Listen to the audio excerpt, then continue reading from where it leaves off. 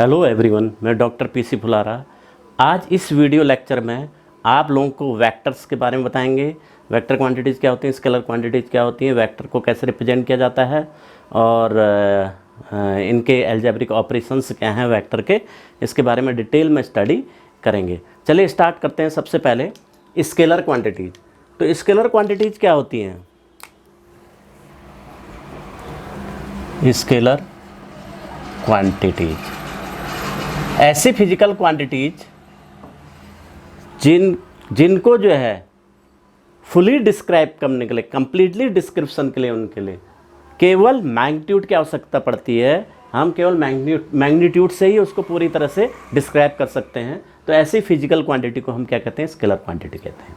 जैसे डिस्टेंस हो गई, मास हो गया, स्पीड हो गया, टाइम हो गया और टेम्परेचर हो गया और वर्क हो गया, ये एनर्जी हो गई, ये सब क्या है? स्केलर क्वांटिटीज हैं। अब वेक्टर क्वांटिटीज की बात करते हैं हम। वेक्टर क्वांटिटीज वो फिजिकल क्वांटिटीज हैं जिनको पूरी तरह से डिस्क्राइब करने के लिए हमको मैग्नीट्यूड के साथ साथ उसके डायरेक्शन की आवश्यकता भी पड़ती है। और जिन वेक्टर क्वांटिटीज को हम किसके द्वारा ऐड करते हैं? Parallelogram, law of vector addition से ऐड करते हैं। तो ऐसी क्वांटिटीज को हम क्या कहते हैं? वेक्टर क्वांटिटीज कहते हैं। जैसे क्या हो गया? वेलोसिटी हो गई और वेट हो गया और आपका जो है एक्सेलरेशन हो गया और आपका जो है ये मोमेंटम हो गया, फोर्स हो गया, ये सारी क्या हैं? वेक्टर क्वांटिटीज हैं। अब वेक्टर क्वांटिटीज का रिप्रेजेंटेशन कैसे होता है? हम कैसे इसको रिप्रेजेंट करते हैं? हम वेक्टर क्वांटिटीज को क्या करते हैं? एक एरो से रिप्रेजेंट करते हैं। एरो की जो डायरेक्शन होती है वो डायरेक्शन क्या होती है? जो वेक्टर क्वांटिटी है, जो भी हमारे पास फिजिकल क्वांटिटी है, उसकी डायरेक्शन होती है। और जो इसकी लेंथ होती है वो लेंथ क्या होता है? उसके मैग्नीट्यूड को रिप्रेजेंट करती है। तो ये वेक्टर क्वांटिटी का रिप्रेजेंटेशन हो गया। तो इसके बाद वेक्टर क्वांटिटी को हम जो है कैसे डिफाइन करते हैं? कितने तरह के काइंड्स ऑफ वेक्टर क्वांटिटी, कितने तरह के वेक्टर क्वांटिटीज होते हैं? जैसे हम कहते हैं नल वेक्टर कहते हैं। नल वेक्टर किसे कहते हैं? ऐसा वेक्टर जिसका मैग्नीट्यूड क्या होता है? जीरो हो जाता है। परंतु ऐसा कोई वेक्टर आप बताइए जिसका मैग्नीट्यूड जीरो हो जाता है वेक्टर क्वांटिटी। तो स्केलर तो हो नहीं सकते जिसका मैग्नीट्यूड जीरो हो जाए। तो वेक्टर क्वांटिटी का मैग्नीट्यूड जीरो हो जाता है। जैसे हम कहते हैं डिस्प्लेसमेंट वेक्टर। डिस्प्लेसमेंट वेक्टर क्या होता है? जीरो हो सकता है। कैसे होगा वो? मान लीजिए कोई पार्टिकल इस डायरेक्शन में गया इतनी डिस्टेंस पर और वापस इसी डायरेक्शन में वहीं पर आ गया है, तो तब उसका जो है नेट डिस्प्लेसमेंट क्या हो जाएगा? जीरो हो जाएगा। तो डिस्प्लेसमेंट वेक्टर क्या हो जाएगा? उसका जीरो हो जाएगा। यानी कहने का मतलब ये क्या होता है? जो नल वेक्टर होता है, नल वेक्टर किसका रिजल्टेंट होता है? दो वेक्टर्स का जो है रिजल्टेंट होता है जिनकी डायरेक्शन अपोजिट होती है और मैग्नीट्यूड सेम होता है। तो ये नल वेक्टर हो गया। इसके बाद हम बात करते हैं कि यूनिट वेक्टर। यूनिट वेक्टर क्या होता है? यूनिट वेक्टर जिसका मैग्नीट्यूड 1 होता है। ऐसा वेक्टर जिसका मैग्नीट्यूड 1 होता है उसको हम यूनिट वेक्टर कह देते हैं। तो यानी कहने का मतलब कोई वेक्टर हमारे पास ए है मान लीजिए, उसका यूनिट वेक्टर क्या होगा? यूनिट वेक्टर, कोई वेक्टर ए है, ये है, इसका यूनिट वेक्टर क्या होगा? यानी ऐसा वेक्टर जिसकी डायरेक्शन तो सेम हो परंतु जिसका मैग्नीट्यूड क्या है? यूनिट हो, 1 हो। तो क्या होगा? तो हम कैसे निकालेंगे इसको? एन कैप से रिप्रेजेंट करते हैं। तो ए वेक्टर अपॉन मॉड ए, ये है। क्योंकि किसी भी वेक्टर क्वांटिटी को हम कैसे रिप्रेजेंट करते हैं? उसका मैग्नीट्यूड और उसके डायरेक्शन के साथ। ये मैग्नीट्यूड हो गया इसका और ये डायरेक्शन हो गया। तो यानी यूनिट वेक्टर को हम निकालना चाहते हैं एन कैप को, तो क्या हो गया? वेक्टर ए अपॉन ए हो जाएगा। या इसको डिटरमिनेंट ए ऐसे भी लिख सकते हैं, ये है, इसकी मैग्नीट्यूड ये हो जाएगी। तो ये जो हमारे पास था कि यूनिट वेक्टर को हम कैसे फाइंड आउट करते हैं। कोई वेक्टर ए गिवन है तो हम कैसे फाइंड आउट करेंगे? अब मान लीजिए दो वेक्टर हैं हमारे पास। दो वेक्टर एक प्लेन पर होते हैं, तो उस प्लेन के परपेंडिकुलर हमको यूनिट वेक्टर निकालना है। तो हम कैसे फाइंड आउट करेंगे? ये ए और बी दो वेक्टर हैं, ए वेक्टर और बी वेक्टर हैं। ये ए के प्लेन में है, ये है एक वेक्टर और ये बी वेक्टर है। तो इसके जैसे व्हाइट बोर्ड के प्लेन में है तो इसके परपेंडिकुलर जो नॉर्मल डायरेक्शन में यूनिट वेक्टर होगा वो कितना होगा, हम निकाल सकते हैं N cap equal to A cross B.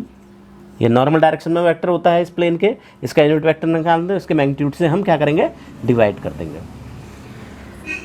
तो ये यूनिट वेक्टर हो जाएगा किसी प्लेन पर जिसमें दो वेक्टर ए और बी हैं। अब हमको जो है किसी सरफेस के नॉर्मल डायरेक्शन में यूनिट वेक्टर निकालना है। मान लीजिए सरफेस क्या है, phi X Y Z position का फंक्शन है इक्वल टू कांस्टेंट। ये कोई सरफेस है कांस्टेंट, ये कोई सरफेस है। इस सरफेस के नॉर्मल डायरेक्शन में हम कैसे निकालते हैं यूनिट वेक्टर, तो इसके नॉर्मल डायरेक्शन में हम क्या निकालते हैं, ग्रेडियंट निकालते हैं इसका, grad phi upon mod of grad phi, ये यूनिट वेक्टर हो जाएगा। ग्रेड फाई क्या होता है, ग्रेडियंट ऑफ फाई ये होता है इसका पार्शियल डेरिवेटिव होता है with respect to x i, plus इसका जो है वाई के रेस्पेक्ट में partial derivative j vector unit vector along y axis, plus del phi upon del z unit vector along z axis. ये ग्रेड फाई ये हो जाता है, तो इसका मॉड निकाल देंगे, इसके डिवाइड कर देंगे, तो सरफेस के नॉर्मल हमें यूनिट वेक्टर फाइंड हो जाएगा। अब हम बात करते हैं पोजीशन वेक्टर। पोजीशन वेक्टर क्या होता है, पोजीशन वेक्टर हम क्या करते हैं, किसी पार्टिकल की जो पॉइंट की जो है पोजीशन को फाइंड आउट करना है, तो तब हम जो है पोजीशन वेक्टर अब मान लीजिए एक पॉइंट है, इस पॉइंट की पोजीशन निकालनी है। तो पोजीशन निकालने के लिए, क्योंकि ये पोजीशन भी क्या रिलेटिव होती है, अलग अलग व्यक्ति के लिए इसकी जो है पोजीशन अलग अलग होगी। जैसे कोई व्यक्ति यहाँ खड़ा है, मान लीजिए ये है नॉर्थ, ये हम कह देते हैं ईस्ट वेस्ट नॉर्थ साउथ है, तो कोई व्यक्ति जो है इसके ईस्ट में खड़ा है तो उसके लिए क्या हो जाएगा, ये वेस्ट डायरेक्शन में हो जाएगा। और कोई नॉर्थ में खड़ा है वो ऑब्जर्व कर रहा है तो ये इसकी क्या हो जाएगी, साउथ में हो जाएगा। और कोई वेस्ट में खड़ा है तो इसके क्या हो जाएगा, ईस्ट में हो जाएगा। जो साउथ में खड़ा है तो उसके क्या हो जाएगा, नॉर्थ में हो जाएगा। तो यानी हर ये कह रहा है इसके नॉर्थ, और सब बात सही कह रहे हैं। तो यानी कहने का मतलब ये है कि इसकी पोजीशन क्या है, डिफरेंट जो है ऑब्जर्वर के अकॉर्डिंगली क्या है, डिफरेंट है। तो हमको क्या करना पड़ता है कि एक फ्रेम ऑफ रेफरेंस लेना पड़ता है, एक रेफरेंस पॉइंट लेना पड़ता है जिसके रेस्पेक्ट में हम इसकी पोजीशन को देखते हैं। तो उस रेफरेंस पॉइंट को हम क्या कहते हैं, ओरिजिन कहते हैं। बाकी तीन रेफरेंस एक्सिस होंगी, X axis, Y axis, Z axis. तो उसके रेस्पेक्ट में हम पोजीशन निकालते हैं। तो जो वेक्टर आता है उसकी पोजीशन को डिटरमिन करता है, उसको हम क्या कहते हैं, पोजीशन वेक्टर कह देते हैं। जैसे मान लीजिए ये है एक्स एक्सिस हमने बना दिया, ये वाई एक्सिस हो गया, ये जेड एक्सिस हो गया, ये रेफरेंस पॉइंट ओरिजिन हो गया, तीन रेफरेंस एक्सिस हो गई। ये पॉइंट पी हो गया हमारे पास, जिसकी पोजीशन वेक्टर हमको फाइंड आउट करना है। तो ये क्या हो जाएगा, ओपी। ओपी क्या हो गया, पोजीशन वेक्टर हो जाएगा किसका, इस पॉइंट का, इस ऑब्जेक्ट का। तो ओपी वेक्टर पोजीशन वेक्टर हो जाएगा। अब ओपी वेक्टर को मैं क्या लिख सकता हूँ, हम जो है एक्स एक्सिस में जो है यूनिट वेक्टर को रिप्रेजेंट करते हैं किससे, स्मॉल आई से, और वाई एक्सिस में स्मॉल जी से, और जेड एक्सिस में स्मॉल के से रिप्रेजेंट करते हैं यूनिट वेक्टर। तो तब क्या हो जाएगा, इस डायरेक्शन में इसका जो कंपोनेंट होगा एक्स इसका जो है कोऑर्डिनेट है, तो यहाँ से हम एक परपेंडिकुलर यहाँ ड्रॉ करेंगे। तो ये क्या देगा, यहाँ से यहाँ तक की डिस्टेंस एक्स दे देगा। ऐसे ही यहाँ से यहाँ तक एक परपेंडिकुलर ड्रॉ करेंगे, ये वाई दे देगा। ऐसे ही यहाँ ड्रॉ करेंगे, ये क्या दे देगा, जेड दे देगा। तो यानी क्या बनेगा हमारे पास, x i plus Y J plus Z के, इन तीनों वेक्टर का सम ये रिजल्टेंट वेक्टर बन जाएगा ओपी। तो ये क्या होता है, पोजीशन वेक्टर हो जाता है। अब ये पोजीशन वेक्टर की लेंथ हम मैग्नीट्यूड निकालना चाहते हैं, तो क्या होता है कि अगर एक्स वाई जेड है और ये 0 0 0 ओरिजिन के कोऑर्डिनेट हो गए, तो दो पॉइंट कोऑर्डिनेट के बीच की डिस्टेंस कितनी हो जाती है, तो ओपी का मैग्नीट्यूड कितना हो जाएगा, अंडर रूट एक्स माइनस 0 का whole square X square plus Y minus 0 का whole square Y square plus Z minus 0 का whole square X square plus Z square. ये इसका क्या हो जाएगा, मैग्नीट्यूड हो जाएगा। तो इसको आर से भी हम रिप्रेजेंट करते हैं पोजीशन वेक्टर को। तो ये पोजीशन वेक्टर था। अब हम बात करते हैं पैरेलल वेक्टर की। पैरेलल वेक्टर किसे कहते हैं, पैरेलल वेक्टर पैरेलल वेक्टर दो वेक्टर जिनके बीच का एंगल क्या हो, 0 या 180 डिग्री हो, 0 डिग्री या 180 डिग्री हो, तो उसको हम क्या कहते हैं, पैरेलल वेक्टर कह देते हैं। तो अब पैरेलल वेक्टर भी हमारे पास दो तरह के होते हैं, लाइक वेक्टर और अनलाइक वेक्टर। तो लाइक वेक्टर किसे कहते हैं, अगर दो वेक्टर हैं उनके बीच का एंगल 0 डिग्री है, या उनकी क्या है, दोनों उनकी डायरेक्शन क्या है, सेम है। ये ए वेक्टर है, ये बी है, दोनों की डायरेक्शन सेम है, 0 डिग्री उसके बीच में एंगल हो गया, तो तब हम जो है ऐसे वेक्टर को क्या कह देते हैं, पैरेलल वेक्टर कह देते हैं, सॉरी लाइक वेक्टर कह देते हैं। ये लाइक वेक्टर हो गए। और ऐसी अनलाइक वेक्टर किसे कहेंगे, अगर क्या होगा, उनके बीच में डिग्री, उनके बीच में एंगल जो है 180 डिग्री होगा, तो वो क्या हो जाएंगे, अनलाइक वेक्टर हो जाएंगे।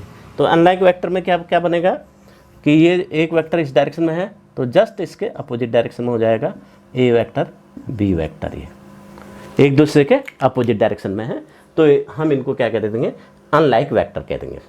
अब हम बात करते हैं इक्वल वेक्टर क्या होते हैं। इक्वल वेक्टर, दो वेक्टर ऐसे जिनका मैग्नीट्यूड क्या हो, सेम हो, और डायरेक्शन भी सेम है, मैग्नीट्यूड भी सेम है, डायरेक्शन भी सेम है, तो वो क्या कहलाएंगे, इक्वल वेक्टर कहलाएंगे।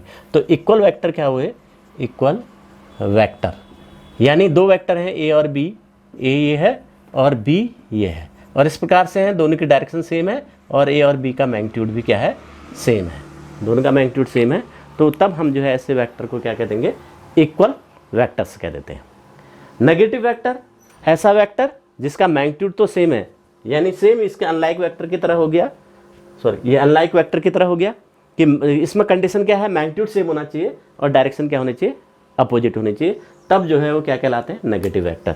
यानी ए ये वेक्टर है, इसकी डायरेक्शन इसके अपोजिट हो गई बी की, तो और बी और ए का मैग्नीट्यूड सेम है, तब क्या कहलाएंगे, ये नेगेटिव वेक्टर कहलाएंगे, नेगेटिव वेक्टर्स। तो ये नेगेटिव वेक्टर्स हो गए।